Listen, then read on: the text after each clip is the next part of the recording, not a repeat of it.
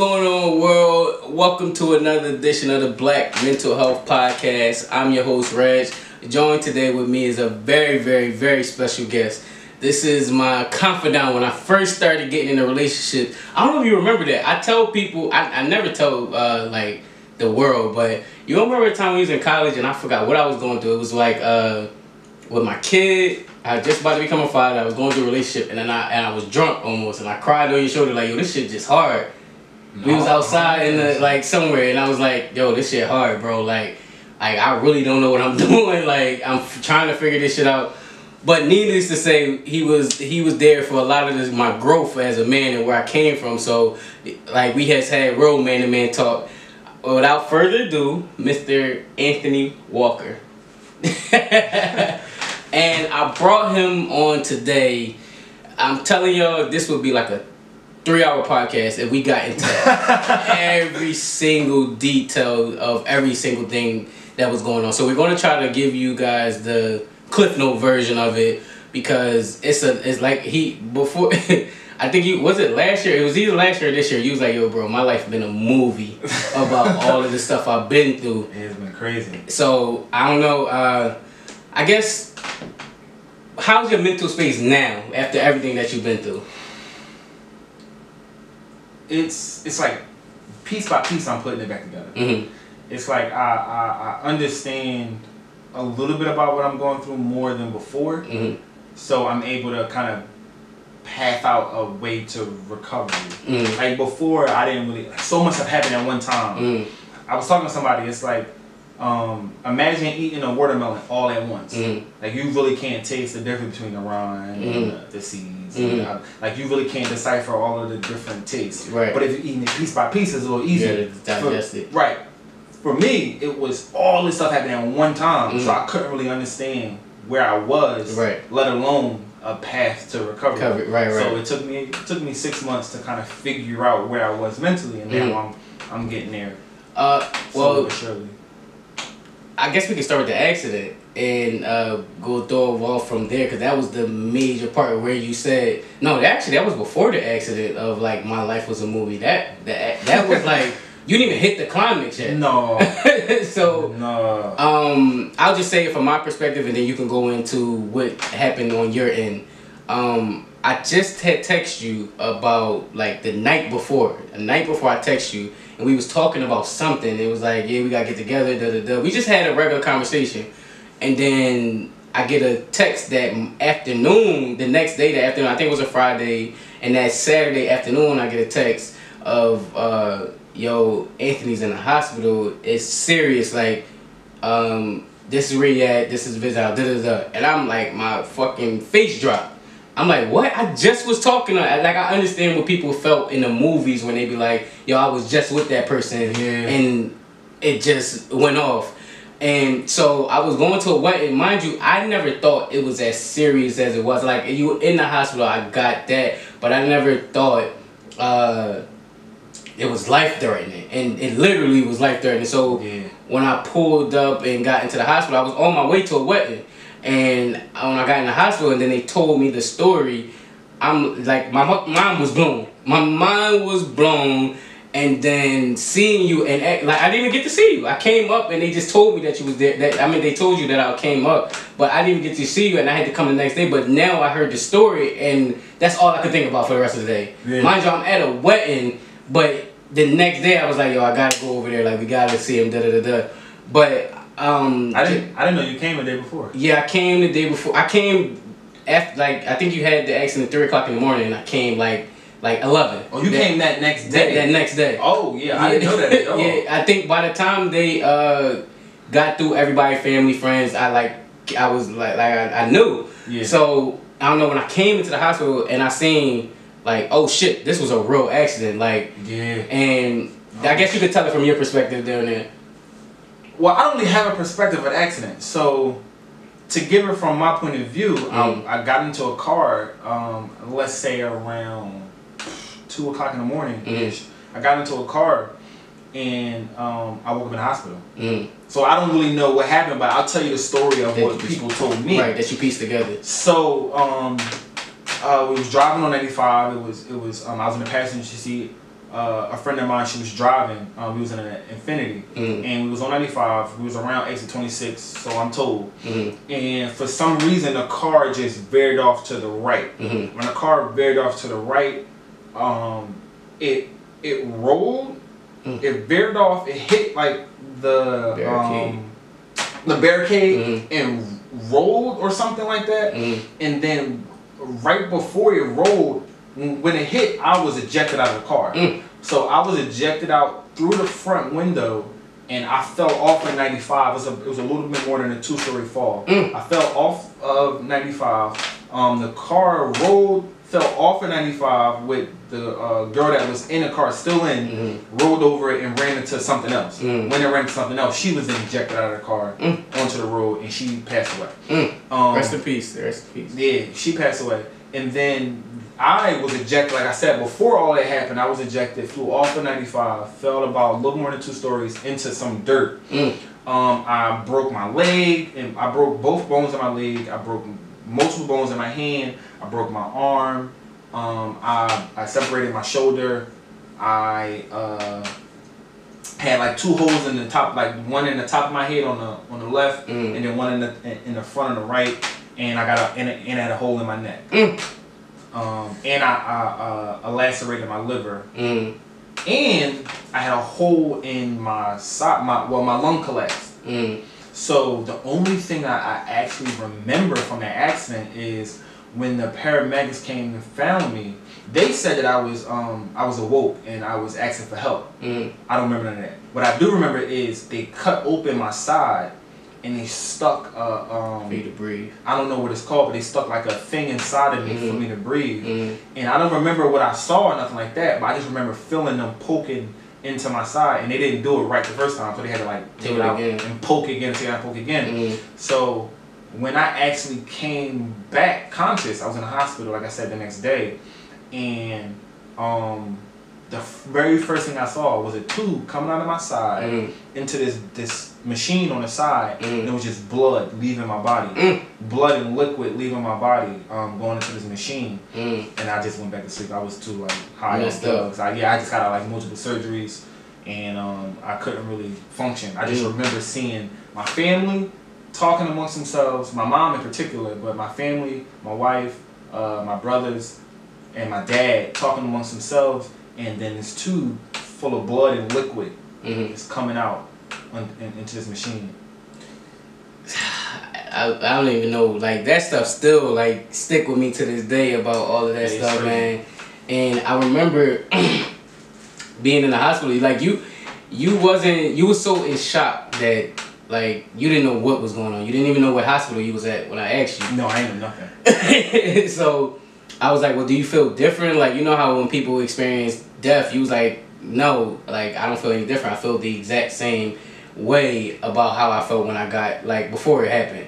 And the reason why I asked, because they said that once you have near-death experience, then it starts to give you a viewpoint on, like, a change, and you start to look at life differently. But like you said with the watermelon thing, like, I don't think you were able to process everything yet in that manner to, like, actually understand what was going on.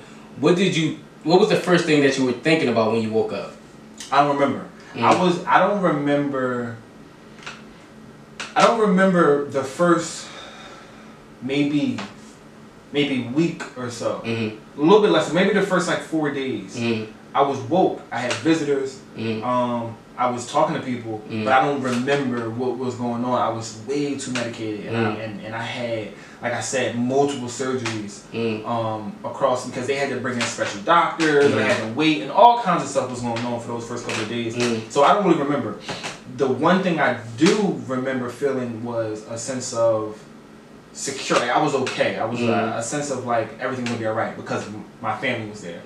Like the way I am with my brothers and sisters, my mom, my dad, and my wife is, I trust them wholeheartedly and with your life, with everything. So with them being cool, calm, and collected, scared, but being like, okay, everything's gonna be fine, I was like, all right, whatever. As long as they're cool, I'm cool. And I mean, most change that you go through in your life is gradual. Like, not much happens overnight. This was a blink of an eye. So we're not I wasn't equipped to process that much change that fast. Right, right. So I wasn't really thinking about much, except like I had dirt that was like matted onto my head. I had glass that was still in my mouth. I had dirt that was like in other various parts of my body. So honestly, when I was first woken up, I was like spitting out glass. I was like cleaning off dirt. Those was really what I was thinking about at the time. Right. I didn't really put together that a friend of mine had died, or I was in a car accident, or my bones was broken, or anything, or I couldn't eat nothing but like liquids. I wasn't really understanding all of that yet. It was just a lot of conversations with nurses and just, I don't know, overwhelming calmness. I guess it was weird.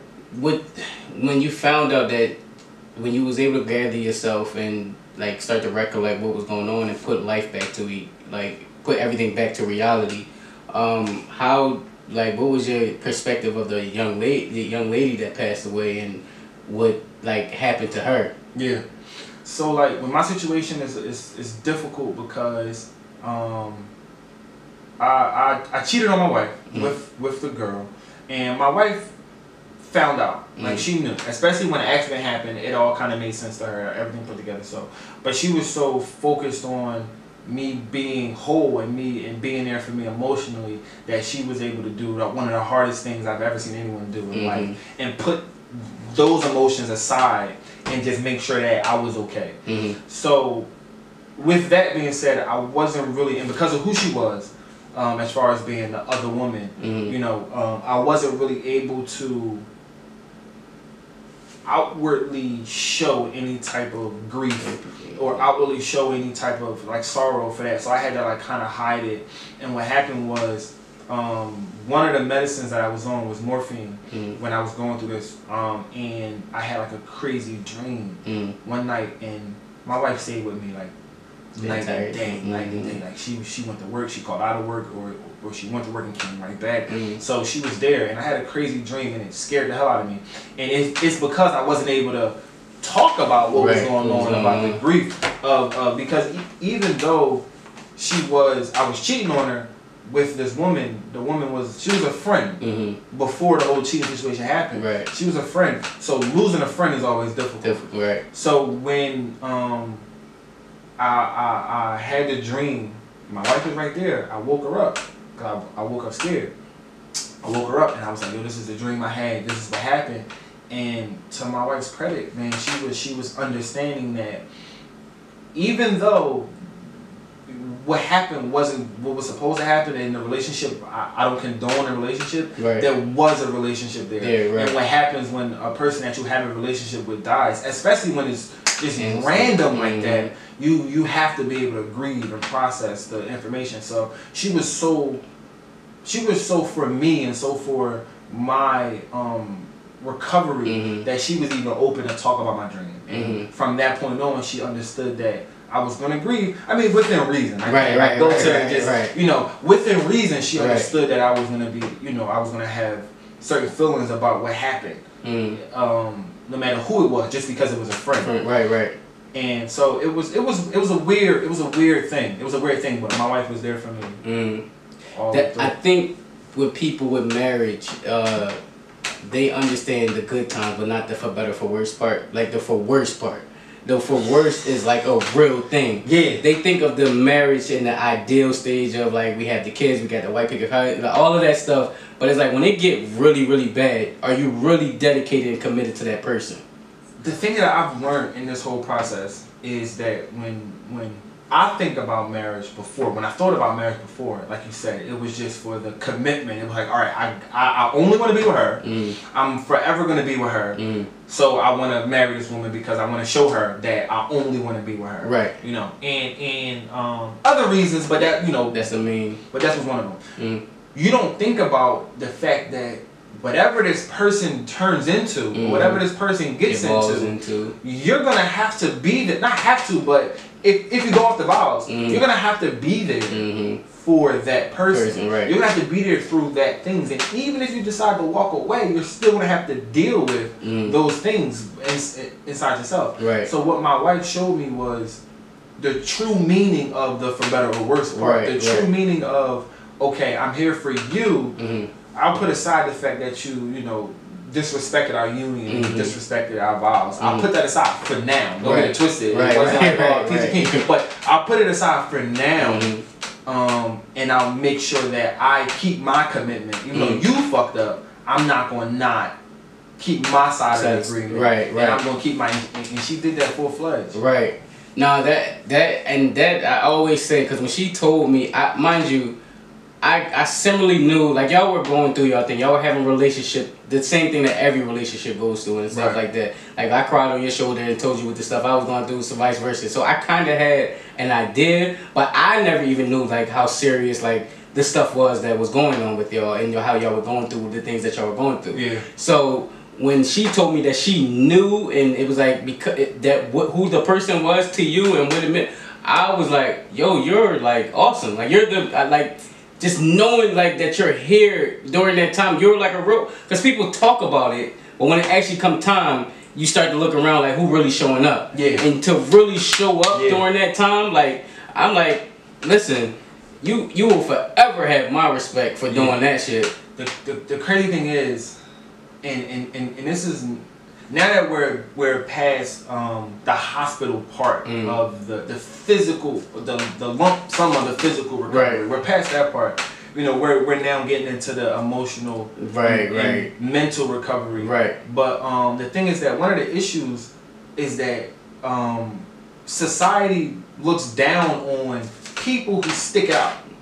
Oh, you're this or you're that, or you're stupid or you're gullible, or all these negative things for people who decide to stick it out. And I mean, I understand the thought behind it. Like, I get it, I guess.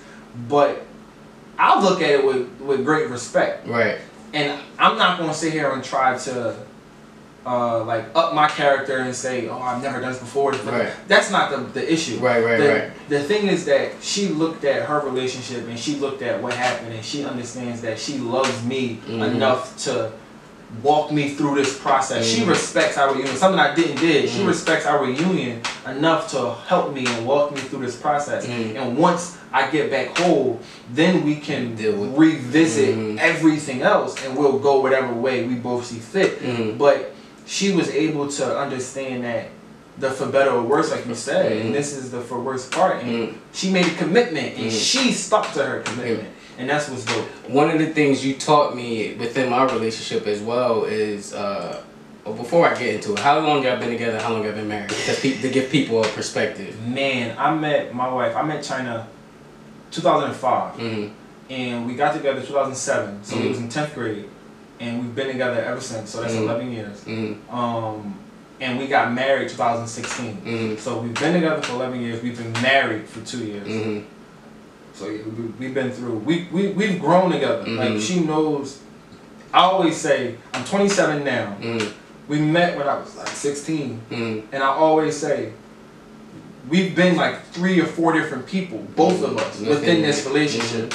So the hard thing about falling in love with someone is when you fall in love with them, you expect them to be the person you fell in love with. The hardest thing about that is that people change over time. And there's no more drastic change than from 16 to 27. I'm not the same person by no means as I was then. And neither is she. So we've had a lot of trials, tribulations, hurdles, and things to get over. And, you know, this is just the latest one. And, you know, if everything goes the way I pray and hope it goes, you know, we'll have more trials and tribulations to get over. One of the things, and the reason why I brought that up, one of the things you taught me was, and we went through our conversations, was after a while, your spouse or your mate doesn't become, it's not a, they no longer become like a girlfriend, boyfriend, or whatever. They start to become family. And when they become and they get ushered into the family echelon, that you start to you stick with family through thick and thin. Like you try to work things out. You don't just shun people away, and that's why I feel, and that's just my perspective. Like, a lot of relationships get thrown away because you didn't usher that person in as family. They're no longer family to you no more. And if they're your family, like your real family, you're gonna stick it out with them to try to help them the best way you can. Now, helping them may not mean y'all being together, but still, because they family now, y'all stick it through to like one, and like, cause that's what happened to me in my relationship. No longer is she a spouse. Like, she's still my spouse in a general sense, but like I look at her like a confidant, like one, like is she really like a friend with me? Man, it's a double-edged sword, right? Because on one end, once you look at your spouse and the option of leaving disappears, like that's what it's really about. Like there comes a point in time where you take leaving and separating from each other off the table. And once you take that off the table, you can be super honest and you can be vulnerable, because you know that at my worst or at my least or whatever, this person is not going to leave me. They're going to, you know, push to understand me. So that's kind of, I think that's what you mean when you say that family. Like your mom or your dad or your brother, when the relationship is healthy, they're not going anywhere. And that's kind of how you got to look at your spouse. So you take that option of leaving your life out the table, off the table. And now how would y'all work? Now how we gonna work this through? And then the other side of the coin is, you can't get too complacent, and that's what I did. That's true. I looked at her as family, like she ain't going nowhere. We gonna figure everything out. We gonna fix it. We gonna fix it. But I stopped being her boyfriend. I stopped doing those things. And to be honest, she did the same to me. But you know, I can only say my half. From the story.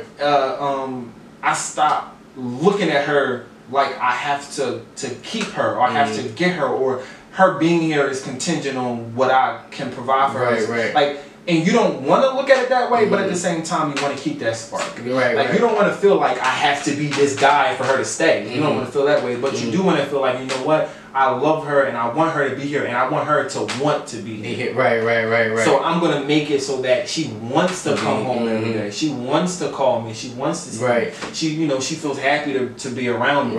And I think that's the double-edged sword. Like sometimes when you look at your spouse as family, you're like, man, that's like, true. I'm good. Like I got my homie for life. Which is a dope feeling. So we all want to get there, but you always got to keep that spark.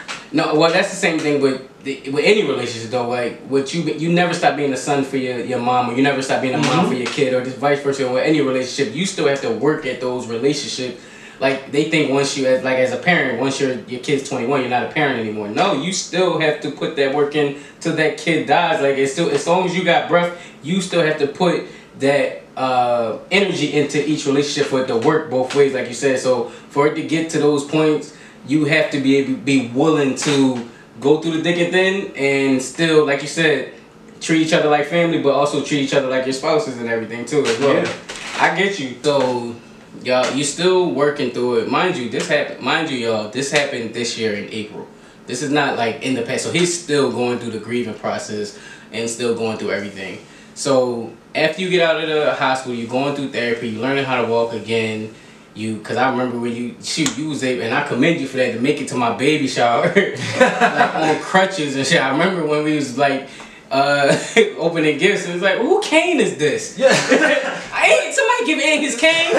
Your baby shower was special here because I remember your first baby shower. And I tell people that all the time. I remember the situation and how like I didn't make it. I wanted you to go. He was the only one pushing me to go. I wanted you to go because like I don't give a shit about baby showers. I don't care about none of that stuff, but it's certain things you look back and sometimes it hurts. Like, damn, I wish I would have went this way. And I felt like the baby shower was one of those things. So like I was he was so the only one pushing me up to we was gonna day. walk. Like it was like, yo, I called you that day. Like, bro, we gotta make it. He was like, I'm not going. So for this baby shower, just to see how far you and your family on the other side have grown and have went. Like I was like, all right, I want to. And that was the first time I came out the house. I remember. I didn't think you was gonna come, and I wasn't gonna fault you for not coming. You just got out of a fucking accident. It was the baby shower was.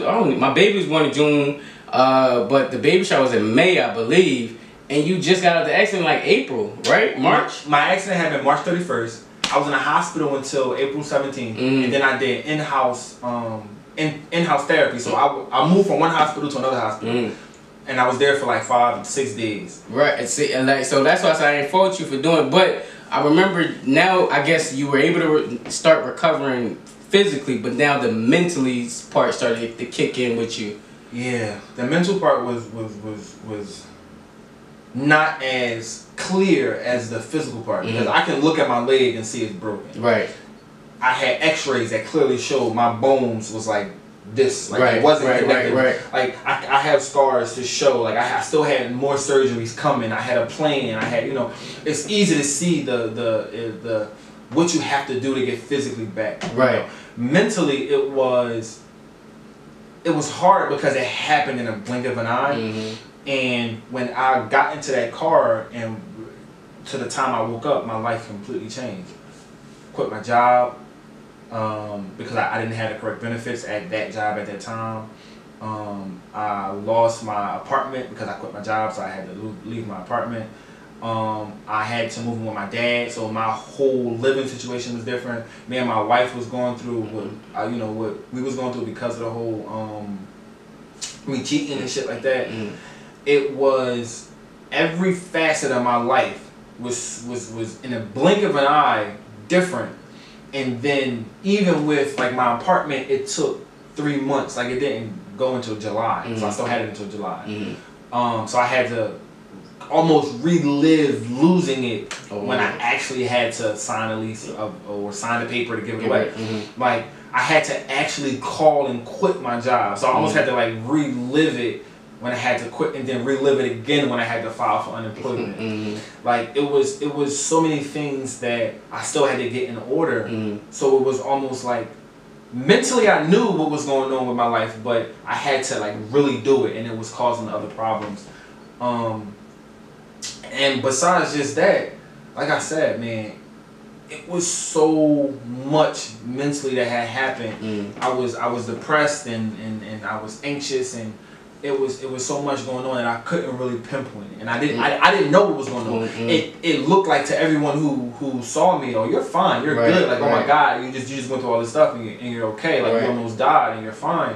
You know, but it was because inside of me I didn't know what to feel. I didn't know how to act. Like I didn't know to be happy because I lived, but then I automatically felt like, well, if you're happy that you lived, I felt bad that she died. If you're happy that you're still here, I felt bad for her family. Like it was a lot of pulling and understanding of my own feelings and going on in my head that for the first the first 2 months, 3 months almost, I did nothing. I stayed at home and I sat on the couch. Did nothing. I didn't even go to therapy at first. Because I wasn't strong enough. Physical therapy. Physical therapy. I wasn't even strong enough to go there. I tried to go to therapy and she was like, yo, your leg is not strong enough for me to do anything. All you need to do is stretch. And my hand, just forget about it. Like my hand was mangled. I still can't really use my hand. You just showing me like you can't find your knuckle. Yeah, I still can't use my hand for much. So she was like, go back home and wait like another 3 weeks before you come back to therapy. So, and that 3 weeks turned into a little bit more. So like I said, for like the 2 months after the accident, I did nothing. I just sat there. I remember because when I called you, and this was maybe about 2-3 months ago, maybe if that. He was like, yo, all I want to do is eat oranges and watch, what was it, Game of Thrones? He's like, that's all. I just eat orange after orange after orange and just watch every episode of Game of Thrones. Bro, I went through all 9 seasons of Scrubs. I went through all 7 seasons of Game of Thrones twice. Well, not twice, for the second time, because I already watched it. I watched it again. And I went through the Goldbergs, like 4 seasons of Goldbergs. And I just sat on my couch and I bought these little cuties, like bags and bags of cuties. And I just ate oranges on my TV. And it was because, honestly, I was afraid, and I know this now. Then I didn't understand.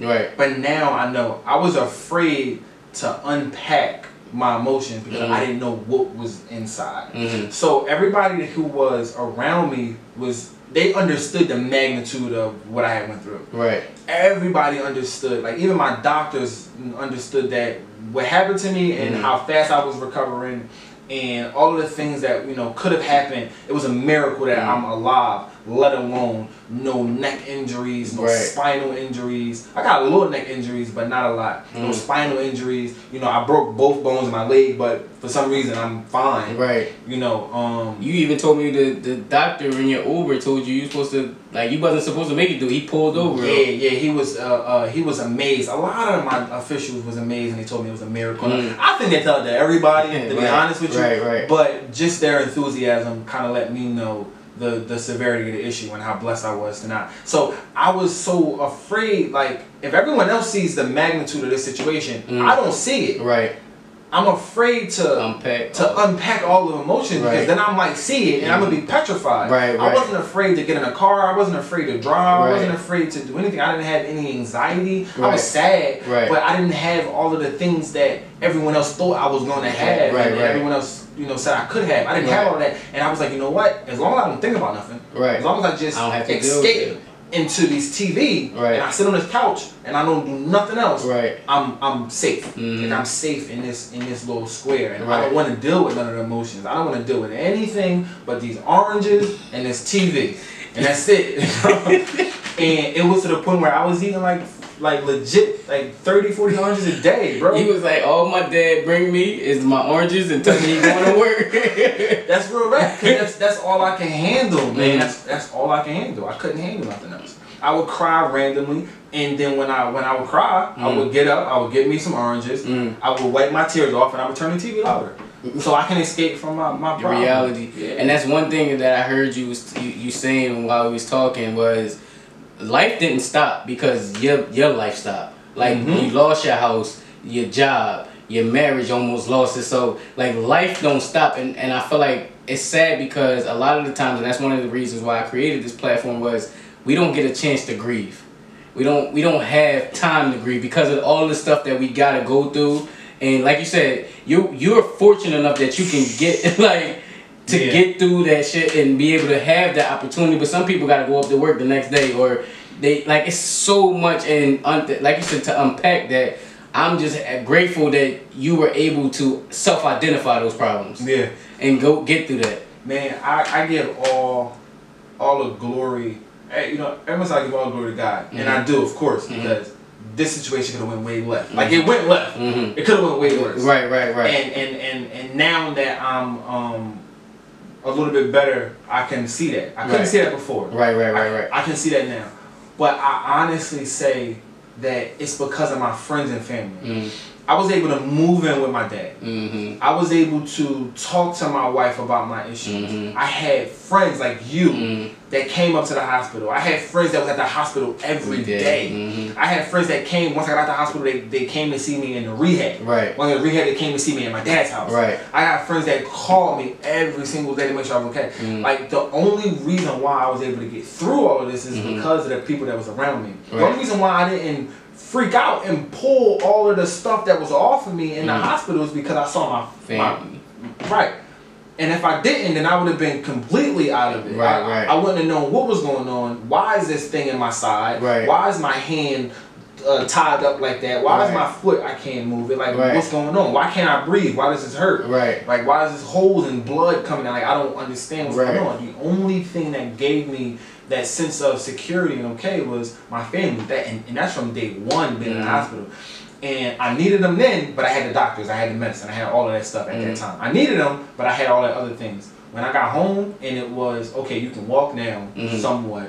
Okay, you don't have, you know, any other ailments going on. It's just your mental state now. I really needed my family. I really needed my friends at that point in time. And I called you and we talked for hours. And I called, you know, my wife and we talked for hours. She came over and I called my other friends and my other family.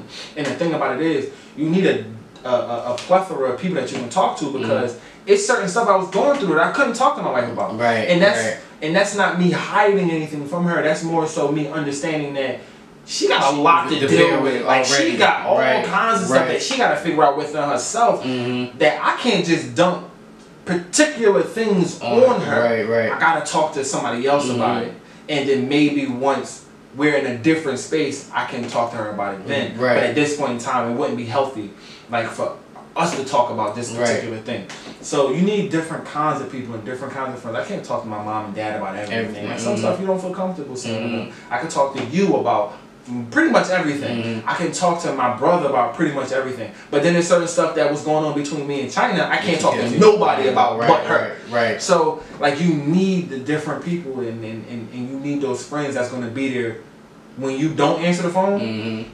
they're still gonna call. Right. When you don't respond in a text message, they're still gonna check up on you. Mm-hmm. When you call them back after not answering their call for 6 weeks, they're still gonna answer like, yo, what's up, what's going on? I know you're going through some stuff. I'm here for you. Right. Like I leaned on that. Right. I leaned on that heavy.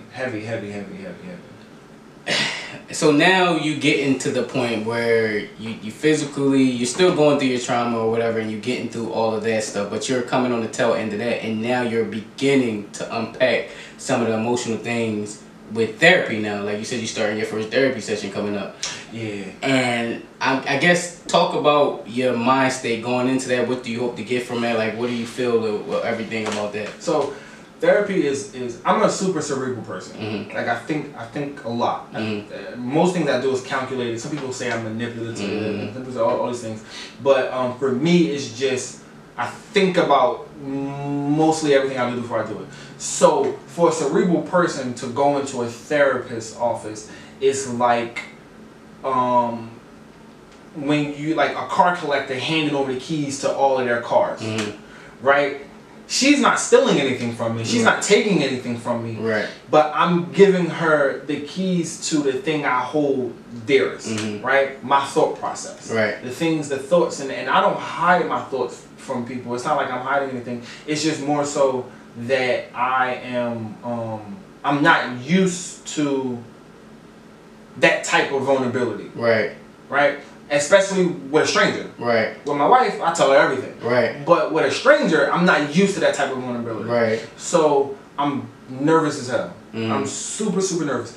But what I'm trying to get from it is I want my message that I have, the thoughts that I have, the things that I want to say, the feelings that I have for my marriage and for my wife, I want her to be able to receive them. Okay. And I think right now, I'm not really receiving what she's saying, and she's not really receiving what I'm saying. Right. And no matter how much we try, no matter how much we talk, and how many things we change and things we do, I think that she's not really receiving my message, and I don't think I'm really receiving hers. Right. And I'm hoping and praying that when we go to this therapist's office, she's able to not only help each other receive each other's message, but also give us some constructive criticism about our message in the first place. Like if she can help us see the error of our own ways, and help us see where the other person is coming from, then I think that's going to help us out very much. What about you personally though? Because that sounds jointly, like as far as like you going for your marriage, but what about you and your personal feelings? Like how do you want it to help you internally with your personal feelings? So the therapy that I got for Saturday that I was telling you about is for us together. I just got off the phone with my insurance company, and I'm gonna set up a one for just me. I can have both of them, and hopefully I don't gotta pay for nothing. Right. But I can have both of them, and for me, I just want to be able to unpack all of the stuff that I was talking about earlier that I was afraid to unpack. Like some stuff you kind of unpack and it has to do with your relationship, has to do with your marriage. Some stuff you unpack and it's just you. Right. And I know that I have a lot of things that I'm going through mentally for myself that has nothing to do with our marriage. Right. And hopefully when I go to see, I'm probably going to see a woman. I don't know. I'll probably see her. I don't know. Right. When I go to see this therapist, hopefully, they can help me get to a space where I'm comfortable unpacking all my emotions, because that's where I was before this whole accident. Right. I was very comfortable with who I was, and there was no, for lack of better words, there was no space in my brain that was untouched. Like I knew who I was, and I was comfortable with who I was. Right. And I did a lot of self-reflection and a lot of understanding myself. I was alone a lot to be able to hear my thoughts and understand myself. Right. Now I don't want to do none of that. Right. I don't want to be alone. I'm scared to meditate because I don't know what's gonna come up. Right. Like I don't remember anything about the accident. Right. Because I don't remember anything about it, I don't have any anxiety for it. Right. I don't have any issues that stem from the physical accident. Right. So I'm scared that if I unpack something, it's gonna bring an issue that I don't have right now.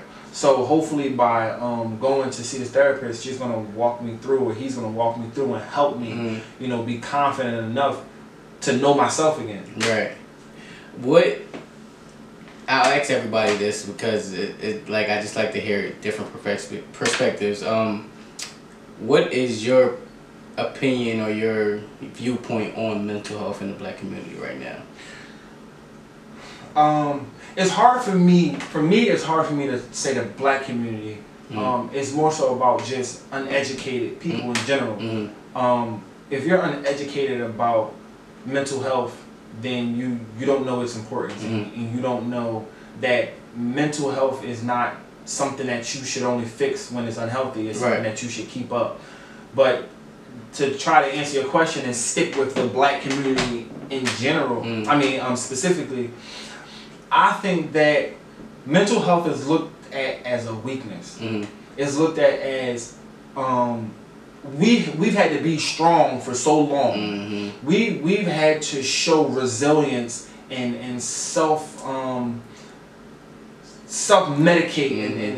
and self-reliant, perfect word, self-reliance for so long that to say I need help with an issue, let alone the fact that no one can see the issue. No one can physically see what's going on. So to say I need help with something is already hard. But to say I need help with something that you can't see is even harder. And it's looked at as a weakness. Like, you're not depressed, just get out of bed. You're not going through anxiety, bro. Just calm down. It's going to be fine. There's nothing wrong with you. You know? You don't have any of these issues that you think you have. You're not a hypochondriac. You're just whatever thing that they can say about that. Like, people look at it in the Black community as a weakness. And I think the only way to get past that is self-love and knowledge. Being able to understand what depression, and I mean, mental health is big right now. So everyone talks about depression and anxiety. Those are the two biggest things. So it's not only it's not only about those three things. It's just about understanding that your mindset and your mental health is something that should be kept up at all times. It's something that should be thought about at all times. And we go through these traumatic experiences and we think more so about the issues and the health that we can see. It was just a fight around my way, or it was a shooting around my way. I didn't get hit. I'm good. No, you're not good. You're not good. Or you're looking over your shoulder when you walk in the crib. You shouldn't have to worry about that, bro. Like, I've seen so many people die growing up. I've walked through crime scenes. I've seen many dead bodies. I've been in situations where people have come out dead. Like, I've been in shootouts and I've been held up at gunpoint and all of these things. And you think, oh, because I came out unscathed, I'm good. No, it affected me. It affected me. It affected how I think about all kinds of things. It affected my mental health. And because I didn't have physical symptoms, me crying all the time, me not wanting to go outside, me just eating oranges and watching TV for weeks at a time. Because I didn't have those symptoms, that doesn't mean it wasn't something that was going on.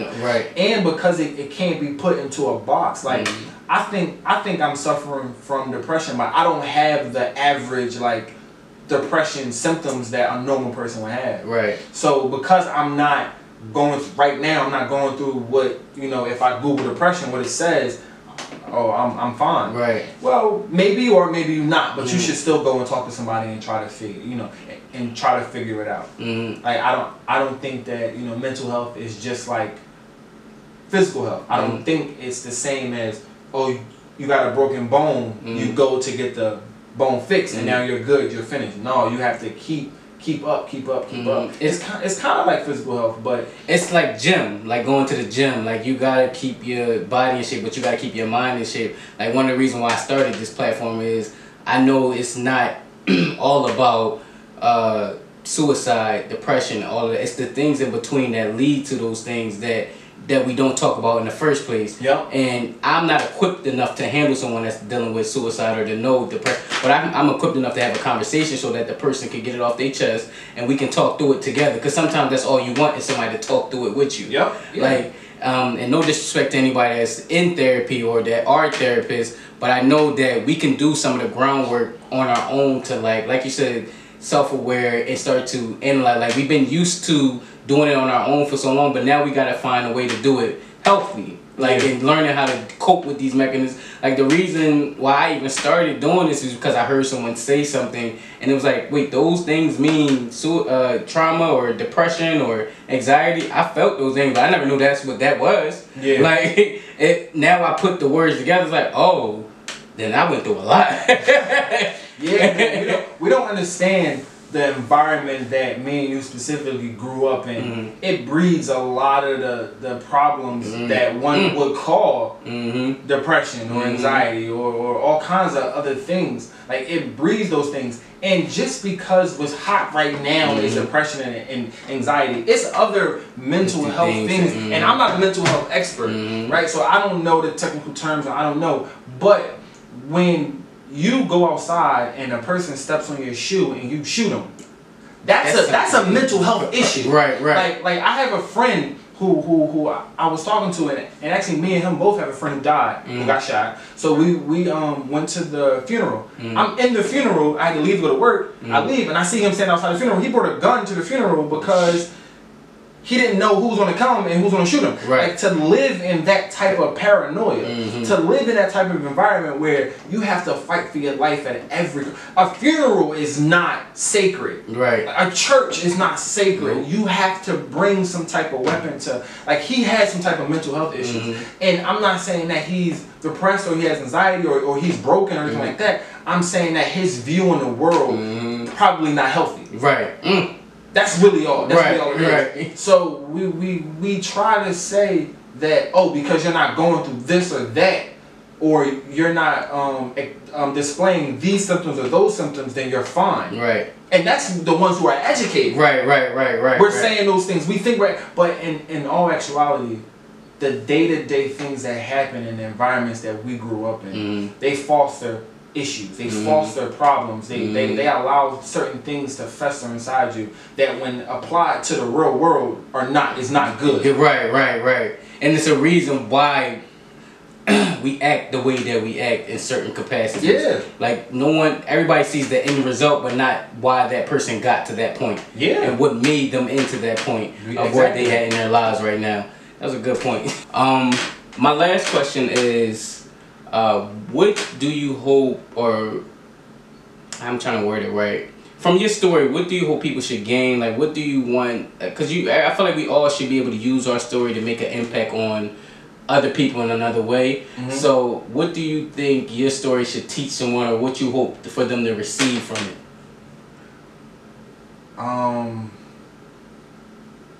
I don't know, bro. My story, just kind of looking at, well, first of all, I'm still in my story. That's 100% true. So I don't even know where I'm going to be at in the end. If there's one thing at this very point that I can say, I hope that people know is,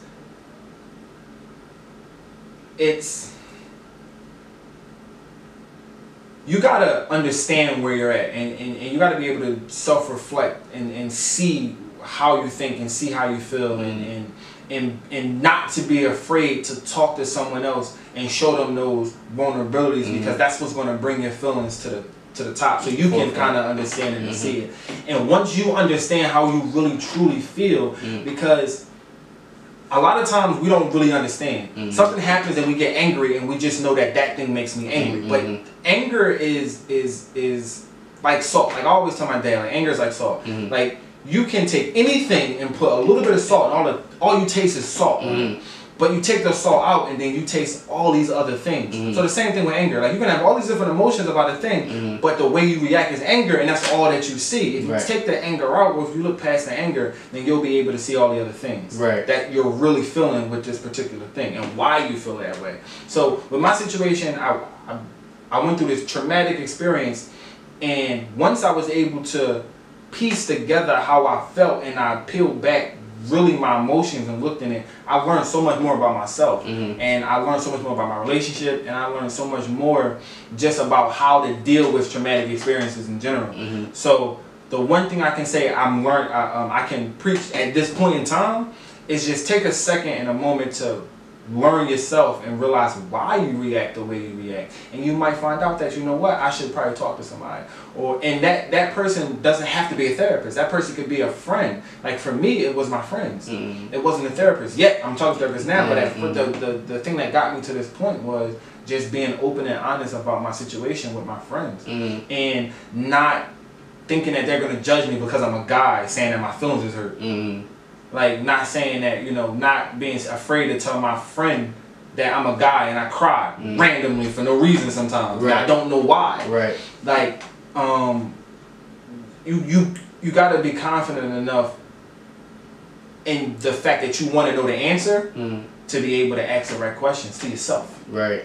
So that's the only thing I can say. And on that note, guys, subscribe to the podcast wherever you're listening to. That helps me get more people to come on, and it helps pushes the message further of getting the mental health stigma off of our community, because most of people are talking about it, but I want to be able to actually produce these things and go into these, talk to young men, like having another man talk to another young man and hearing their experiences, maybe they'll come for the forefront. So subscribe, share, follow, support, and I thank you to everybody that already do. You know who you are. I appreciate it. And remember that this platform has never been a replacement for therapy. It's an alternative, and it's a place where people share therapeutic stories. Thank you for listening.